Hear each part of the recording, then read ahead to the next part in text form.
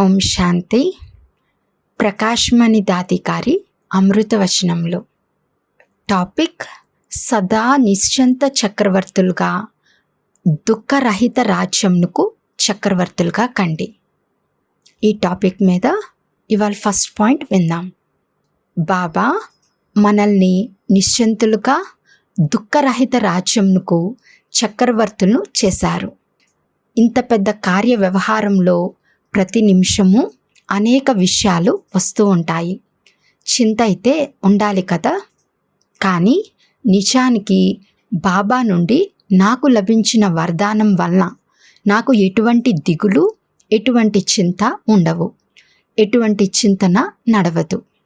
దీనికి కారణం మనం నిమిత్తులము. చింతించేవారు చింతిస్తారు. నేనెందుకు చింతించాలి? అచ్చా. ఓం శాంతి.